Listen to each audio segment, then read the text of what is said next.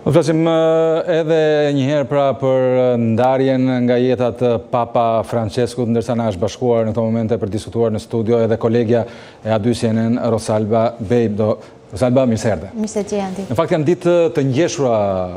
këto pra të fundit në Vatikan dhe Rom me besimtar nga gjithë bota të cilët bëjnë omazhe në pritje të funeralit të së shtunës. Është vërtet Andi, në fakt Vatikani është kthyer këto ditë në qendrën e botës, janë aty me qindra dhe mira gazetar edhe qytetar të cilët po përcjellin live të gjitha zhvillimet që kanë të bëjnë me Papën, i cili do të varroset të shtunën në orën 10. Sot ka qenë një ditë e rëndësishme Andi, pasi është zhvilluar procesioni, siç e tregojnë dhe pamjet,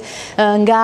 kapela e shtëpisë Santa Marta, që ka qenë edhe rezidenca zyrtare Papa Franceskut, i cili kishte refuzuar apartamentet pompoze të Pallatit Apostolik të Vatikanit dhe kishte jetuar atje, ka qëndruar në kapelën e Santa Martës për disa ditë që prej vdekjes së tij për ditës së hënë dhe sot është transportuar për në bazilikën e Shën Pietrit në një procesion solem i prirë nga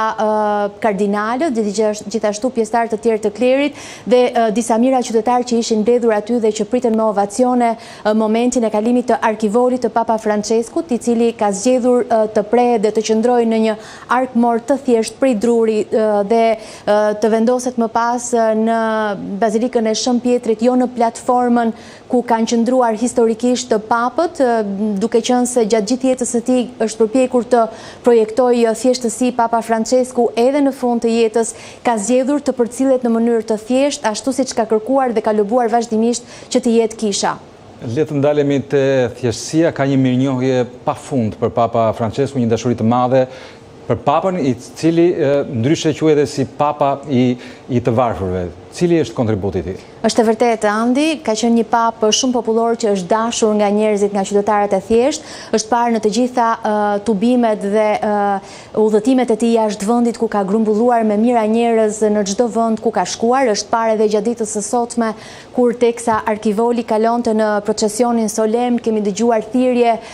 duartrokitje, thirrje të qytetarëve që kërkonin Santo Subito, pra që të shenjtërohet menjëherë Papa Francesku. Kontributi i tij ka qenë përpjekja për ta reformuar kishën. Ai që kur u zgjodh me misionin për t'i dhënë një imazh dhe një fytyrë të re kishës, e cila ishte shënjestruar dhe ishte vënë në sulm nga kritika të vazhdueshme, veçanërisht për shkak të skandalit të abuzimeve seksuale nga pjesëtarët e klerit, për shkak të burokracive, kështu që Papa Francesku ishte një zgjedhje kompromisi në atë kohë, ishte një kandidat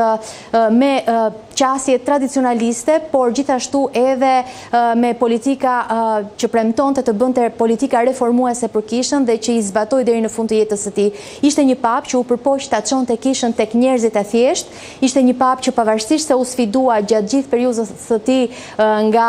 sfida të paprecedenta, siç ishte pandemia e COVID-19 apo të tjera. Në fakt kam dhe një pyetje të fundit, si bëhet zgjidhja e papës së ri dhe a ka kandidat potencial pra? Zgjedhja e papës së ri bëhet përmes asaj që njihet si konklava e fshehtë, pra këshilli ose mbledhja me dyert të mbyllura e kardinalëve. Janë kardinalët që kanë zbritur nga anë e këndbotës tashmë në Rom, edhe ata që nuk kanë ardhur janë duke mbërritur tashmë në Selinë e Shenjtë, po zhvillohen takime me dyert të mbyllura që tani, por ndërsa fokusi kryesor tani është që të procedohet me çështje të kishës të rëndësishme dhe funeralin e papës, pasi papa të përcillet për në banesën e fundit, kardinalët do të mblidhen për të caktuar datën e mbajtjes konventës dhe më pas do të fillojë konklava ku do të mblidhen për të gjetur emrin e pasuesit të Papa Franceskut. Po përfliten disa emra në fakt, Andi, por ajo që dim dhe është e sigurt edhe nga konklavat e mëhershme është që është shumë e vështirë të parashikosh se cili do të jetë pasuesi i papës, sepse ka pasur surpriza gjithmonë. Ka pasur gjithmonë surpriza, edhe pse përflitet se zhvillohen pazare,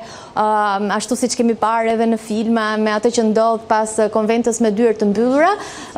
Ajo që ndodh atje mbetet gjithmonë një mister dhe publiku lajmërohet vetëm përmes tymit të bardhë që Papa është zgjedhur. Ajo që është interesante është që mes pretendentëve kryesor për të zgjedhur Pap janë